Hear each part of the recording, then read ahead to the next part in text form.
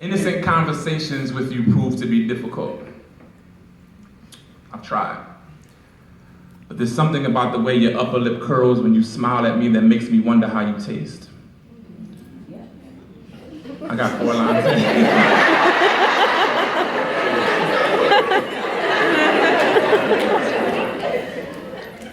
New friend.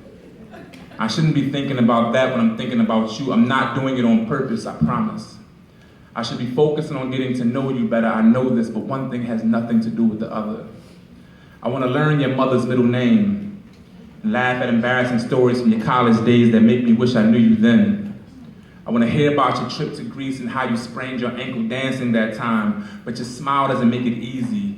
The way you tilt your head slightly to the left and laugh when I say silly things is distracting.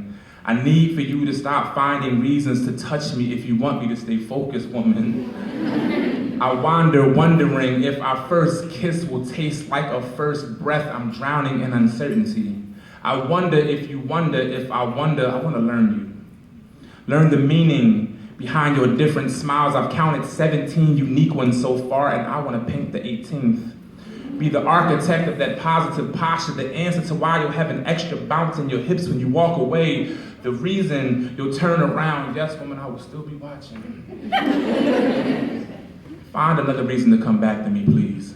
I'll accept any excuse. I won't be listening anyway. I'll be too focused on you focusing on me. Find another excuse to touch me. Give me another opportunity to conquer confidence. I know I appear secure, like nothing in this world can affect me, but the truth is, I've just become really good at rocking my anxiety inside out. I wear my insecurities well. Woman, I'm without swag when you're around me. It's not that you intimidate me, but if your smile can humble me, I'm almost afraid of what your lips will do. Let's find out.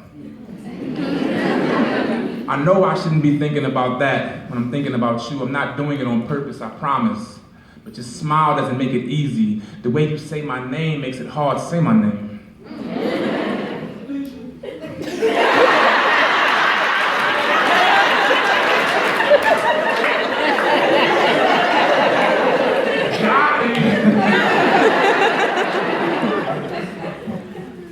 And I want to get to know her.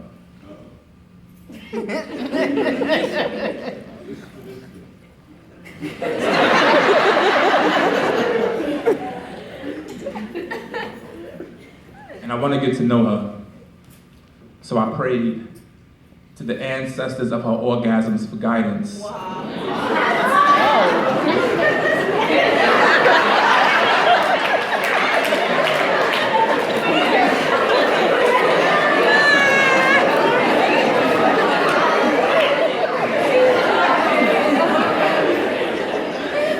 And it came to me.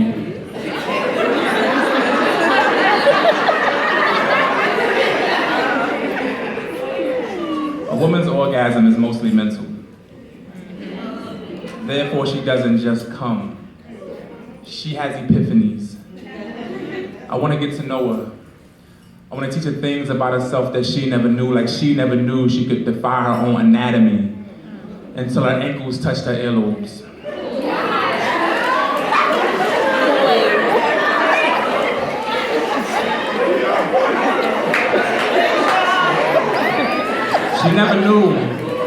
She never knew that she could defy gravity until I lifted her into my arms, moved into her body spasms, and painted the wall with her back sweat. I want to get to know her. And damn, I wish I wrote that shit.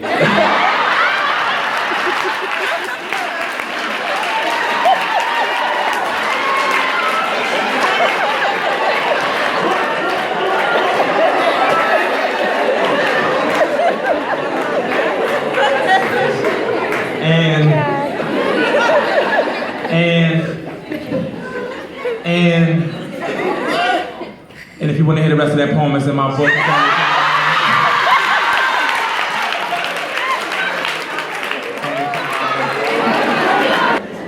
Send the poem. That's it. They be like, yo, Shorty! And she walks. And they be like, yo, Shorty! And And she walks. And they be like, well, fuck you then, you ugly bitch.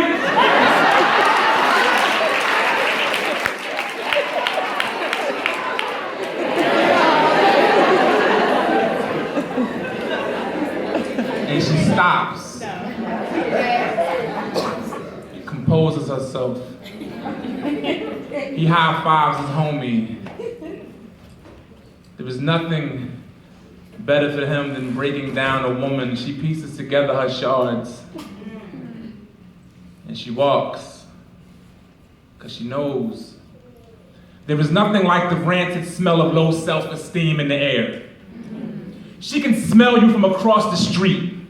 There is no mistaking the pungent scent of a man who is not yet complete. She has smelled you 1,000 times. She sees you eyeing, trying to get her attention. Your condescension is sure to create a confrontation, aggravation. She's had the anticipation of disrespectful admiration since she walked out the door. Met you 1,000,000 times before. Won't give you her number so you'll call her a bitch or a whore, so she picks up her pace to avoid a face-to-face.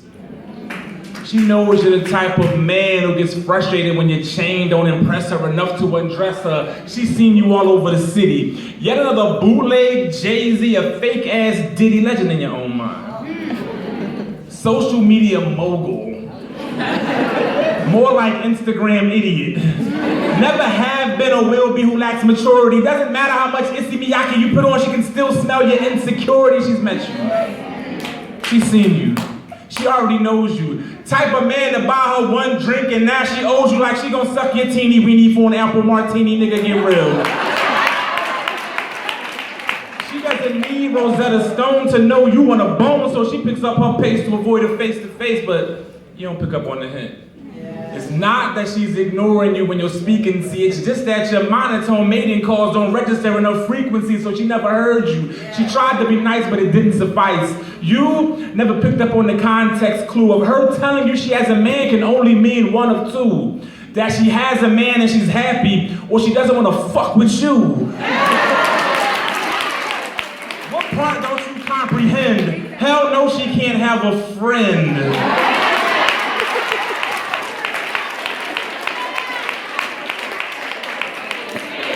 Won't risk giving you a fake number, only to see you later on in the summer everywhere she goes and every time she sees you.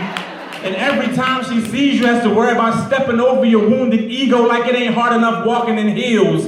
Oh, how happy she'd be if she could tell you exactly how she feels. She just wants you to know she's not out here to be the man. Not looking for a one-night stand. Not trying to find romance. She's just trying to come to the Love and Poetry show where her girlfriends go out later and dance. But they don't make men like they used to. These new models need their egos coddled. So her motto is to stay staccato. But for you, it's a tough pill to swallow, so she's a bitch. And she's a hoe. All because she told you no. And it hurts hearing, but she isn't fazed. Her self-esteem isn't predicated on praise by men, so no, you can't be her man, jump off, side piece, or friend. Her existence on this planet is bigger. So get back in your friend's car, you thirsty ass nigga.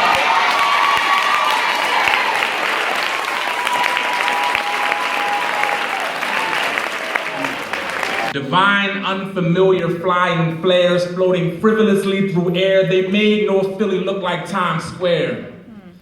They never had a reason not to love us or trust us, so they would fly over to us and land directly in our palms. But we were insecure adolescents, afraid they would never bring their light back to us, so we captured them like slaves and we put them in a jar. We placed grass at the bottom, we poked holes in the top, and showed them all to our friends like, look what I got.